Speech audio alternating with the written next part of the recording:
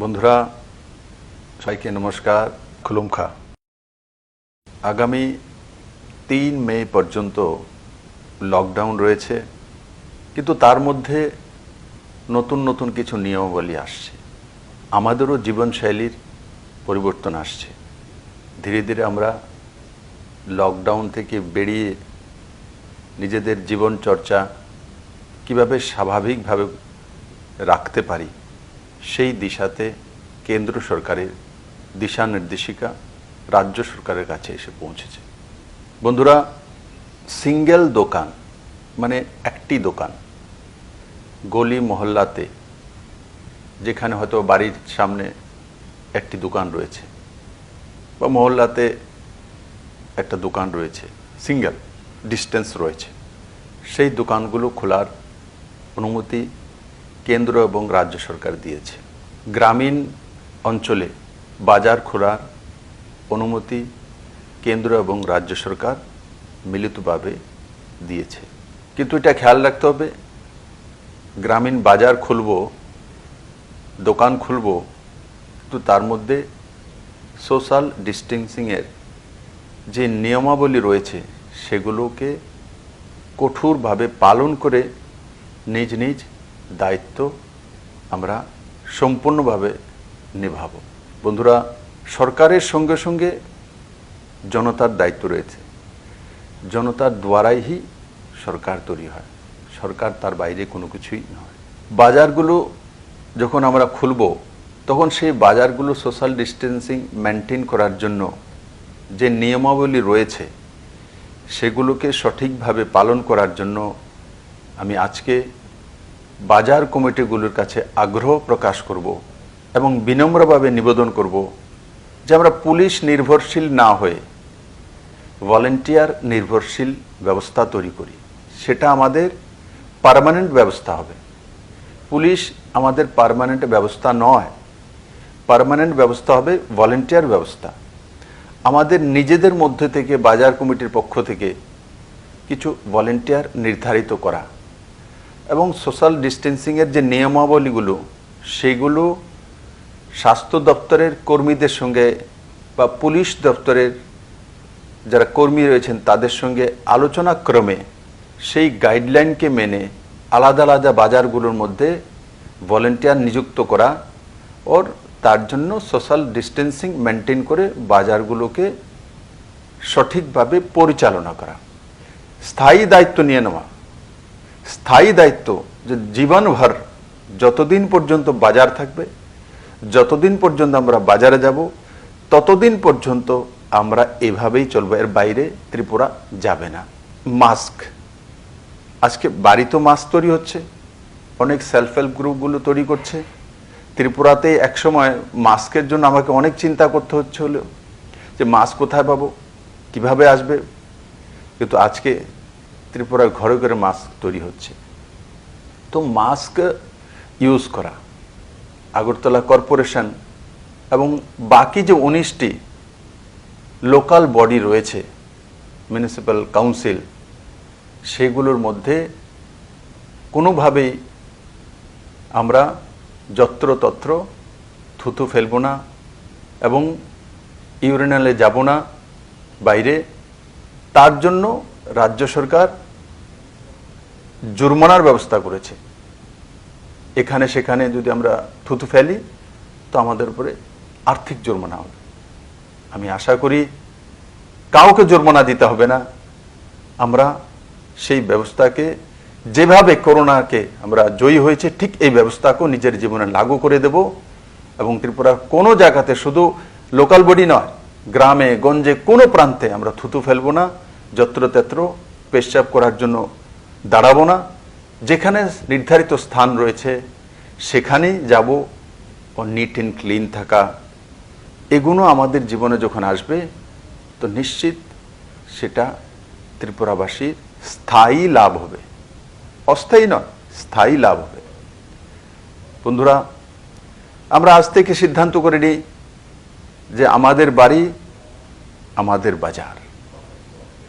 আগে ভাবতাম বাড়িটা আমার, বাজারটা তো আমি যাব, চলে আসব, তারপর ওটা অন্যের। না, আজকে থেকে আমাদেরকে সিদ্ধান্ত করতে হবে, আমার বাড়ি আমার বাজার, আমাদের বাজার আমাদের পরিবার। এই বাক্যগুলো আমাদের সমাজ ব্যবস্থার মধ্যে এবং নিজের জীবনে আমরা লাগু করব। আর এগুলো লাগু করলে আপনি স্থায়ীভাবে ত্রিপুরাতে সুন্দর এক ব্যবস্থার উদাহরণ তৈরি হবে। বন্ধুরা, প্রত্যেকটি বাজারে থার্মাল স্ক্যানিং রাজ্য সরকার স্বাস্থ্য দপ্তরের মাধ্যমে তার ব্যবস্থা করবে। আর যেখানে তার ব্যবস্থা নেই, আমি আপনাদের কাছে বাজার কমিটির কাছে নিবেদন করব, পার্শ্ববর্তী যে অ্যাডমিনিস্ট্রেশনে যে অফিস বা অফিসার রয়েছেন সেই সংশ্লিষ্ট দপ্তরের তার সঙ্গে যোগাযোগ করা, আর তার সঙ্গে যোগাযোগ করে সেগুলোকে সঠিকভাবে সময়ের মধ্যে লাগু করা। বন্ধুরা, লকডাউন থেকে আমরা বেরোবো, তো আমরা আগে গিয়ে ত্রিপুরাকে কিভাবে নিয়ে যাব, কি আমাদের কাছে উপায় থাকবে? একটা উপায় তো থাকবে, তার ব্যবস্থা তো করতে হবে, আর সেটা সময়ের মধ্যে করতে হবে। সময় বলবান হয়, সময় পেরিয়ে গেলে আমরা চেষ্টা করলেও আমাদের ইকোনমিকে ধরে রাখতে পারবো না। বন্ধুরা, ত্রিপুরার সবচাইতে বড় ইনকাম যেটা হয় রাজ্য সরকারের বা রাজ্যবাসীর, সেটা হচ্ছে রাবার ইন্ডাস্ট্রি থেকে। বড় মাত্রার রাবার চাষি রয়েছে, ও প্রায় ১,৫০০ কোটি টাকা ত্রিপুরা সরকারের বাৎসরিক ইনকাম হয় রাবারের মাধ্যমে। এখন রাবার বাইরে বিক্রি হচ্ছে না, কারণ কি? এই ইন্ডাস্ট্রিগুলো হয়তোবা পাঞ্জাবে রয়েছে, তামিলনাড়ুতে রয়েছে, ওয়েস্ট বেঙ্গলে রয়েছে, মুম্বাইয়ের আশপাশে রয়েছে। তো এই ইন্ডাস্ট্রিগুলো বন্ধ হয়ে আছে, তার কারণে রাবারের চাহিদা নেই। তো রাবারের চাহিদা নেই, তো বিগত ২-২.৫ মাসে আমি দেখেছি যে ২৫০ কোটি টাকা ত্রিপুরার লোকসান হয়েছে। তাহলে ওই পয়সাটা ত্রিপুরা কোথা থেকে আনবে? যারা রাবার চাষি, সেটা রাবার শিট তৈরি করে হয়তো বাড়িতে রেখে দেবে, ৬ মাস পরে ৭ মাস পরে হয়তো বিক্রি করবে, বা যখনই রাবার ইন্ডাস্ট্রিগুলো যেখানে প্রয়োজন যাবে। কিন্তু এখন তো নয়। তাহলে সবচাইতে বড় ইনকাম যেটা আমাদের, সেটা যদি বন্ধ হয়, তার অল্টারনেটিভ কি? কোথা থেকে আনব? তার ব্যবস্থা কি রয়েছে? কিন্তু আপনাদের সহযোগিতা চাই। যে প্রাইমারি সেক্টরগুলো রয়েছে, রাজ্য সরকার প্রাইমারি সেক্টরগুলোর মধ্যে আগেই কাজ করা শুরু করেছে, কিন্তু কোনোটা ২০২৪ পর্যন্ত নির্ধারণ করেছিলাম, কোনোটা ২০২৩ পর্যন্ত করেছিলাম। এখন সেটাকে এগিয়ে নিয়ে আসতে হবে, আরও ১ বছর ২ বছর আগে সমাপ্তি করতে হবে। তার জন্য আপনাদের পূর্ণ সহযোগিতা চাই। প্রাইমারি সেক্টরগুলো কি আছে? যেমন পোলট্রিতে স্বয়ংসম্পূর্ণ করা, তার মধ্যে সময় লাগে না, ৬ মাসের মধ্যে আমরা এগুলোকে এস্টাবলিশ করতে পারি। রাজ্য সরকার আগে থেকে তার মধ্যে স্কিম নিয়ে রেখেছে। ৫০ কোটি টাকার উপরে ডিম কেনার জন্য বাইরের রাজ্যেতে ত্রিপুরার পয়সা চলে যায়, সেটাকে রোখা। যারা এই পোলট্রির বিজনেসের মধ্যে রয়েছেন, আমি ভাই বন্ধুদের বোনেদের বলবো, আপনারা দ্বিগুণা নিজেদের বিজনেস তৈরি করুন, তার জন্য লোন নিন। তার জন্য রাজ্য এবং কেন্দ্র সরকারের যে যোজনাগুলি আছে সেগুলোকে লাগু করুন। সাবসিডাইজ লোন রয়েছে মহিলাদের জন্য, SC STদের জন্য, সেগুলোকে লাগু করুন। হয়তোবা অনেক সময় বলা হয় যে আমি তো লোন নেওয়ার জন্য গিয়েছি, অনেক অসুবিধা হচ্ছে, দিচ্ছে না, আমি তো মন্ত্রীর বাড়িতে গিয়েছি, আমি MLA বাড়িতে গিয়েছি। বন্ধু, যেখানে কঠিনাই আছে, কঠিন বিষয় আছে, সেখানেই সাকসেসফুল আছে। সহজতর ব্যবস্থার মধ্যে সাকসেস নেই। সাকসেস যেখানে কঠিনাই আসে, তারপরেই সাকসেস আসে। তার জন্য যেখানেই দেখবেন বাধা পেয়েছেন, তো মনে রাখবেন সাকসেস আপনার জন্য সেই বাধার পেছনে দাঁড়িয়ে আছে। বাস ওটাকে ক্রস করে এগিয়ে যাওয়া। আর এগিয়ে যাওয়ার জন্য মাধ্যমগুলো রয়েছে, এই মাধ্যমগুলোকে অতিক্রম করে যেতে হবে, তবেই তো আপনি সাকসেসফুল ব্যক্তি হবেন। আর আমার পূর্ণ বিশ্বাস, যারা এই সেক্টরে রয়েছেন, ওনারা আজকে থেকে সিদ্ধান্ত করবেন কিভাবে সেই দুগুণা ইনকাম করা যেতে পারে। নিজেরও ইনকাম হবে, রাজ্যেরও লাভ হবে।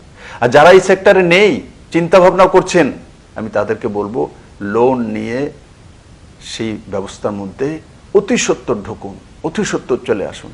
প্রাইমারি সেক্টরগুলি ত্রিপুরাকে ডেভেলপ করতে পারে, এটাই ত্রিপুরার ইকোনমিকে ধরে রাখবে।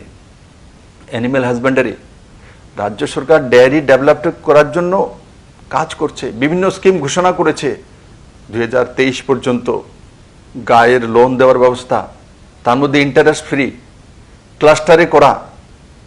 আপনারা সবাই জানেন। আজ থেকে সিদ্ধান্ত করে নিন যে আমার যদি সামর্থ্য রয়েছে, লোন নিয়ে নাবার্ডের লোনে 30% সাবসিডি, মহিলাদের জন্য 35% সাবসিডি, তারপরে SC STদের জন্য সাবসিডাইজ ব্যবস্থা রয়েছে। সেই ব্যবস্থাগুলোকে কাজে লাগিয়ে নিজের ঘরে 2-3টা গাই পালা। 1 বছরের মধ্যে ইনকাম দিচ্ছে আপনাকে, উইদিন ইয়ার। আর কোনো ইন্ডাস্ট্রি লাগালে 1 বছরে আমাকে ইনকাম দিতে পারবে না বন্ধু। একটা বড় ইন্ডাস্ট্রি লাগালে 5 বছর, 7 বছর, 10 বছর লেগে যায়। আর এইকালে ত্রিপুরাতে 1100 কোটি টাকা বাইরে চলে যায় দুগ্ধ শিল্পে। এই 1100 কোটি টাকার মধ্যে কমসে কম 300 কোটি টাকা তো আপনারা রুখতে পারেন গাই পেলে। সাবসিডাইজ লোন আছে। অনেকে ভাবে যে গাই পালা কঠিন কাজ, শহরে কিভাবে পালবো। আমি শহরেও দেখেছি। আমার বনমালীপুরে এক বোনের বাড়িতে আমি প্রথম গিয়েছিলাম রবিবারে দুপুরে খাওয়ার জন্য। তখন দেখেছিলাম আমার সেই দিদি সরকারি চাকরিতে ছিলেন, রিটায়ার্ড হয়ে গেছে, কিন্তু দিদি আগরতলা আসলে বনমালীপুরের মধ্যে নিজের বাড়িতে গাই পালেন। যদি বনমালীপুরে শহরের মধ্যে পালতে পারে, গ্রামে কেন পালতে পারবে না? আমি বলবো সিভিলাইজেশন হচ্ছে গাই, গোবর। আর এগুলো আমাদের ব্যবস্থার সঙ্গে আজকে নয়, মানে প্রাচীন কাল থেকে আমরা বাড়িঘর গ্রামের মধ্যে, আমি মাকে দেখেছি সকালবেলা উঠে গোবর দিয়ে বাড়িকে শুদ্ধ করা। তো এগুলো আমাদের ব্যবস্থার মধ্যে রয়েছে। তারপর ধূপধনা দেওয়ার জন্য গোবরের, শুকনো গোবরের সেগুলোকে ইউজ করা হতো। তাই বন্ধুরা,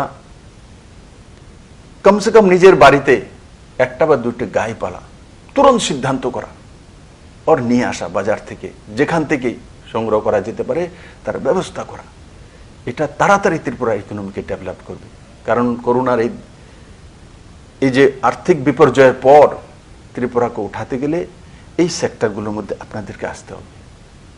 আর আপনারা নিশ্চিত আসবেন, ও ত্রিপুরার ইকোনমিও ঠিক থাকবে।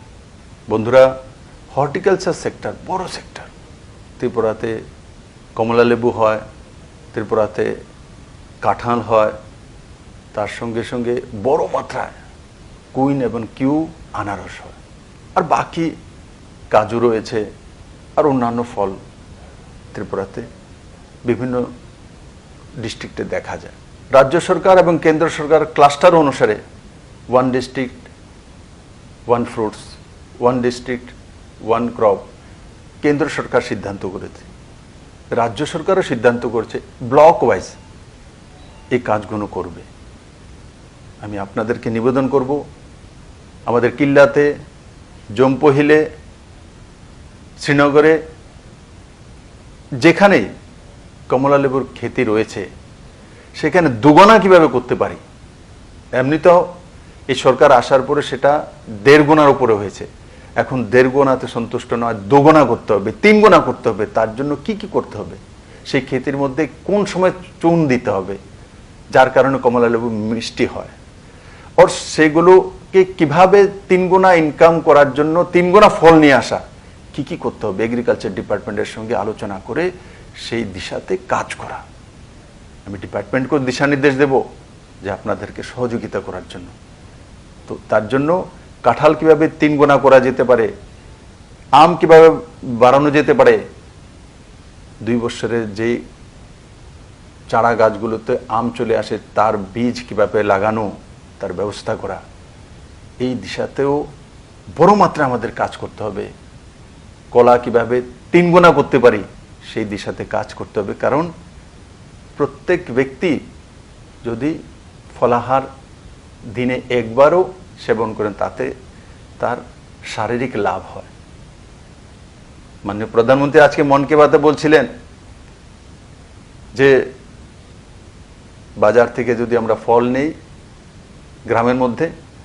তো লোক বলে ফল কেন কিনছো, বাড়িতে কি অসুস্থ আছে? তার মানে যখন অসুস্থ হই তখন বাড়িতে ফল নিয়ে যায়, মানে তাকে সুস্থ করে তোলার জন্য। আর সবসময় যদি ফল খাই তাহলে কোনো সময় অসুস্থ হব না, বা তার থেকে রক্ষা পাওয়ার একটা ব্যবস্থা থাকবে। তাই আমি হর্টিকালচার সেক্টরে যারা কার্যরত রয়েছেন তাদেরকেও বলবো যে আপনারাও এই কর্মযজ্ঞের মধ্যে আপনারা আপনাদের ভূমিকা পালন করবেন এবং সরকারের যে নিয়ম নীতি আছে সেগুলোকে লাগু করে ত্রিপুরার ইনকাম 2 গুণা 3 গুণা 4 গুণা বাড়াবেন। ফ্লোরিকালচার ত্রিপুরাতে কোনোদিন কেউ কল্পনা করেনি যে ফুলের চাষ করব, ফুল বিক্রি করব, রোজগার করব। ত্রিপুরাতে এমনও লোক আছে মান্থলি 2 লাখ টাকা ইনকাম করে ফুলের ব্যবসা করে। 2 লাখ টাকা মাসিক ইনকাম ফুলের ব্যবসা করে। কেউ আজ থেকে 10 বছর আগে কল্পনাও করেনি যে ত্রিপুরাতে ফুলের বিজনেস করব আর মাসে 2 লাখ টাকা ইনকাম করব। আজকে ত্রিপুরা সেই জায়গায় চলে এসেছে। আমরা রাজ্য সরকার থেকে সিএম রিলিফ ফান্ড থেকে 700 ফুল চাষিকে 2000 টাকা করে দেওয়ার ব্যবস্থা করেছি। তো 700 ফুলের চাষি তো রয়েছে, তার সঙ্গে মাঝখানে ট্রেডিংও অনেক লোক রয়েছে। তো মূল চাষি 700 যদি থাকে তো 700 ফ্যামিলি, তো ওই 700 ফ্যামিলিকে এখন থেকে সেই কাজগুলো শুরু করতে হবে যে যে ফুল দুগুণা তৈরি করা, কারণ ফুল কিন্তু বিক্রি হবে। লকডাউন খোলার পর ফুল বিক্রি হবে, আর ফুল অতি সহজে কার্গোতে কলকাতায় চলে যেতে পারে, দিল্লিতেও চলে যেতে পারে, আর পার্শ্ববর্তী রাষ্ট্রও যেতে পারে। আখাউড়া বর্ডার দিয়ে ঢাকা পর্যন্ত অনায়াসে 1.5-2 ঘন্টা বাইকারে পৌঁছে যেতে পারে। তো সেই বিজনেসের মধ্যে চলে আসা, কারণ ফুল সিজনাল, আপনাকে ম্যাক্সিমাম 6 মাসের মধ্যে রোজগার দিয়ে দেবে, ম্যাক্সিমাম। তার সঙ্গে সঙ্গে এগ্রিকালচার সেক্টর, আজকে ত্রিপুরাতে লকডাউনের কারণে পাতা ফসল বিশেষভাবে লোকসান হয়েছে, বাজারে হয়তো বা সঠিকভাবে চেইনে আসতে পারছে না। রাজ্য সরকারের নজর রয়েছে, তার মধ্যে কাজও করছে, সাহায্যের হাতও বাড়িয়েছে, কিন্তু সম্পূর্ণ একদম সঠিক হয়ে গেছে, পারফেক্ট হয়ে গেছে এটা আমি বলবো না। যখন ডিজাস্টার হয়, যখন ক্রাইসিস হয়, তা আমরা যখন বলি ডিজাস্টার হয়েছে, আমরা যখন বলি ক্রাইসিস হয়েছে, তখন আশা কিভাবে করব ডিজাস্টার আর ক্রাইসিসে 100% হবে। আমার কিছু কিছু বন্ধু মিত্র বিভিন্ন জায়গাতে পত্রপত্রিকায় আমি দেখি যে এটা সঠিক হচ্ছে না, ওটা সঠিক হচ্ছে না। বন্ধুরা, আপনিও জানেন ডিজাস্টার চলছে, ডিজাস্টারে সব কিছু সঠিক হয় না, ক্রাইসিসে সব কিছু সঠিক হয় না, সময় আমাদের সঙ্গে নেই। তার জন্য এই সময়কে হারিয়ে এগিয়ে যেতে হবে, তার জন্য সবার সহযোগিতা চাই। এখন আলোচনা না করে, সমালোচনা না করে কিভাবে ওই ডিজাস্টার থেকে বেরিয়ে আসবো তার রাস্তা তৈরি করা, রাজ্য এবং কেন্দ্র সরকার মিলে সেই দিশা তৈরি করছে। আর আমি গর্বিত ত্রিপুরা রাজ্যবাসী লগভগ 100% সেটা পালন করছে। বন্ধুরা, আমাদের যে প্রাইমারি সেক্টর, তার মধ্যে একটা বড় সেক্টর ফিশারি সেক্টর। ত্রিপুরাতে মাছের ব্যবসা করে এমন বহু লোক রয়েছে, তার মধ্যে একটা বড় অংশ জনজাতি রয়েছে। অন্ধ্রপ্রদেশ মাছের ব্যবসা করে বড় বড় ব্যবসায়ী রয়েছেন। আমাদের এখানে অন্ধ্রের মাছ আসে, কিন্তু আমাদের এখানে বিশেষ করে গোমতী জেলাতে ফিঙ্গারলিং, ফিশ সিড বড় মাত্রা হয়, যেটাকে ফিশ সিড মানে মাছের যে রেনু যেটাকে বলে। তো সেটা অন্ধ্রপ্রদেশ প্রতি বছর 150 কোটি টাকার রেনু অন্য রাজ্যের থেকে নিয়ে যায়, ওয়েস্ট বেঙ্গলের কাছ থেকে নিয়ে যায়। অন্ধ্রপ্রদেশের মৎস্য ব্যবসায়ীরা এসেছিলেন, যারা রিসার্চ করছেন, ত্রিপুরা সরকারের সঙ্গে কথা বলেছে, আমার সঙ্গে মিটিং হয়েছে। ওনারা ত্রিপুরার থেকে সেই রেনু নেওয়ার জন্য তৈরি আছেন। যারা মৎস্য ব্যবসায়ী ওনারা অবগত আছেন যে এই বিষয়ে আলোচনা হয়েছে, দিশা নির্দেশিকা গিয়েছে। আমি সমস্ত মৎস্য ব্যবসায়ীদের বলবো, আপনারা এই 150 কোটি টাকা যে অন্ধ্রপ্রদেশ অন্য রাজ্যের থেকে রেনু নিয়ে যাচ্ছে, সেই রেনু কেন ত্রিপুরা থেকে যাবে না? ওনারা তো তৈরি আছেন। আপনারা ফিশারি ডিপার্টমেন্টের সঙ্গে যোগাযোগ করেছেন, কিন্তু এখন যোগাযোগ করা না, কার্যান্বিত করা আপনাদের দায়িত্ব। যান, আপনারা যেখানে রেণু চাষ করছেন 4 টাইম কিভাবে হতে পারে, 5 টাইম কিভাবে হতে পারে, 6 টাইম কিভাবে, 10 টাইম কিভাবে হতে পারে, সেই দিশাতে কাজ করুন। রাজ্য সরকার সাহায্য করবে, ফিশারি ডিপার্টমেন্ট সাহায্য করবে। আর সাহায্য যদি কোনো অফিসার করতে নাও চায় তো বলুন মুখ্যমন্ত্রী বলেছে, তার জন্য তার উপরে দবাব ডালুন, প্রেসার করুন। আপনাকে রেণু অন্ধ্রপ্রদেশে পাঠাতে হবে। এই বছরে 150 কোটি না হোক 50 কোটি শুরুয়াত তো করুন। আপনারা পারবেন, আপনাদের মধ্যে সেই মানসিকতা রয়েছে। এখানে বহু ফিশারির যে কাজ করছেন আমার ভাই বোনেরা, সাকসেসফুল ব্যক্তি ত্রিপুরাতে রয়েছেন, নিজের উদ্যোগে সাকসেস হয়ে দেখিয়ে দিয়েছেন। আমি এমন 2-1টি জায়গায় গিয়েছি এবং প্রত্যক্ষ করেছি যে ওনারা কিভাবে একে অনেক ভেতরে যে প্রত্যন্ত অঞ্চলে সেই ফিশারি ব্যবস্থা করে, হেসারি করে, পোলট্রি করে নিজেকে সাকসেসফুল বিজনেসম্যানে পরিণত করেছেন। যদি আগরতলা থেকে 70 কিলোমিটার ভেতরে করতে পারে তো শহরতলির আশপাশে যারা রয়েছেন এরা কেন পারবেন না? বন্ধুরা, fishery sector, animal husbandry sector, agriculture sector, sericulture sector, floriculture sector, এই সেক্টরগুলি ত্রিপুরাকে রোজগার এনে দেবে। আর আমি যে বিষয়গুলো বললাম এগুলোর মধ্যে যারা যারা বিজনেসে রয়েছেন ওনারা আজকে থেকেই সিদ্ধান্ত করে নিন।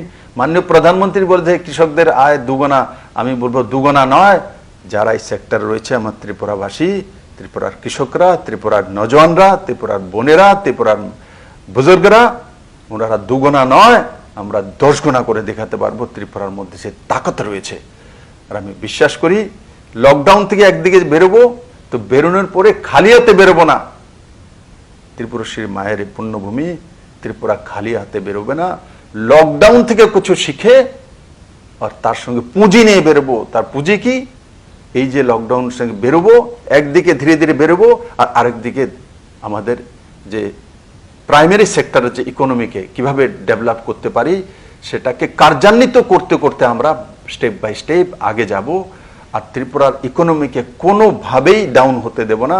যেটা আমরা সিদ্ধান্ত করে নিয়েছি যে মডেল ত্রিপুরা তৈরি করব, সর্বশ্রেষ্ঠ ত্রিপুরা তৈরি করব, তার থেকে এক পাও আমরা পেছনে যাব না। কিন্তু আপনাদের সাথ চাই। আর আমার পূর্ণ বিশ্বাস যে আপনারা আমাদের সাথ দেবেন এবং আপনারা সেটা করতে সক্ষম হবেন এবং আজকে থেকে আপনারা সেই দিশায় লেগে যাবেন যে কিভাবে ত্রিপুরাকে ডায়েরিতে পরিপূর্ণ করা যায়, কিভাবে ত্রিপুরাকে অ্যানিম্যাল হাজবেন্ডারিতে পরিপূর্ণ করা যেতে পারে, ফিশারিতে। আর যেই প্রাথমিক সেক্টরগুলির নাম আমি গুনিয়ে দিলাম তার মধ্যে আপনারা আজ থেকে সিদ্ধান্ত করে নেমে পড়ুন। দুনিয়াতে কঠিন কোনো বস্তুই নেই। আর আপনার জীবনে আবারও বলবো, বাধা এসেছে, জিত আপনার নিশ্চিত। আর বাধা এসেছে, পেছনে চলে গেছেন তো আপনার জীবনে হার নিশ্চিত থাকবে আর তার সঙ্গে সঙ্গে ডিপ্রেশনের শিকার হবে। বাধা এসেছে তো বাধাকে কিভাবে জয় করতে হয় সেটা ত্রিপুরাবাসী জানে এবং প্রমাণিত করেছে। এই ত্রিপুরাবাসী যে ত্রিপুরাকে করোনা মুক্ত করেছে, সরকার করেছে এমন নয়, সরকার তো আপনাদের মাধ্যমে। আপনারা লকডাউন সঠিকভাবে পালন করেছেন। ত্রিপুরা একমাত্র রাজ্য ভারতবর্ষের মধ্যে যেখানে জানুয়ারি থেকেই আমরা এয়ারপোর্টে স্ক্যানিং শুরু করেছিলাম এবং তার সঙ্গে সঙ্গে সবার আগে ত্রিপুরা একমাত্র রাজ্য যেখানে 144 লাগু হয়েছে। লকডাউন 24 তারিখ যখন মাননীয় প্রধানমন্ত্রী দেশভর ঘোষণা করেছেন তো 23 তারিখ ত্রিপুরাতে লকডাউন 2টা থেকে শুরু হয়ে গেছে। এই সবগুলো কাজ ত্রিপুরাবাসী, ত্রিপুরা সরকারের সাথ দিয়েছে। তার জন্য আমরা করোনা থেকে বেরিয়ে এসেছি। কিন্তু খালি হাতে বেরোবো না বন্ধু, হাতে আর্থিক উপার্জন চাই। খালি হাতে বেরোবো না, হাত বন্ধ করে ত্রিপুরাবাসী বেরোবে, 2 হাত ভরে নিয়ে আসবে। আর যেটা সিদ্ধান্ত করেছিলাম 2023-24 পর্যন্ত করব, সেটা 2022-এর ভিত্তিতে আমরা কমপ্লিট করব। সাথ আপনাদের চাই। আর তার সঙ্গে সঙ্গে বন্ধুরা, আজকে অক্ষয় তৃতীয়া রয়েছে, কিন্তু অক্ষয় তৃতীয়ার মধ্যে হাজারো লোক মন্দিরে যান, পূজা অর্চনা করেন, কিন্তু লকডাউনের কারণে যেতে পারেননি। আমি সবাইকে ত্রিপুরা সরকারের পক্ষ থেকে, আমার ব্যক্তিগত পক্ষ থেকে শুভেচ্ছা জানাই। আর অক্ষয় তৃতীয়ার এই পবিত্র দিনে যাতে আমাদের ত্রিপুরার মধ্যে এই করোনা মুক্তির যে আন্দোলন আমরা জয়ী হয়েছি সেটা যাতে ক্রমবর্ধমান থাকে সেটাই আমি প্রার্থনা করব। আর তার সঙ্গে সঙ্গে পবিত্র ঈদের সামনে আগে রোজা হয়, আপনারা রোজা করছেন, আমি অত্যন্ত খুশি। আমি দেখেছি আমার মুসলিম ভাইয়েরা যে রোজা করছেন, তো ইফতার যখন করছেন তো সোশ্যাল ডিস্টেন্সিং মেনটেন করে, বেহতরিন উদাহরণ। আমি আপনাদেরকে অনেক অনেক ধন্যবাদ জানাবো, শুভেচ্ছা জানাবো যে আপনারা সুখে থাকুন, ভালো থাকুন, সুস্থ থাকুন, সেফ থাকুন, সোশ্যাল ডিস্টেন্সিং মেনটেন করে চলুন। কেন্দ্র এবং রাজ্য সরকারের যেই নিয়ম কানুনগুলো আছে সেগুলো সঠিকভাবে পালন করুন। আর প্রাইমারি সেক্টরকে আমরা সবার আগে নিয়ে যাব, সবাই একসঙ্গে কাজ করব এবং সাকসেস নিশ্চিত আসবে। সবাইকে অনেক অনেক ধন্যবাদ। জয় হিন্দ।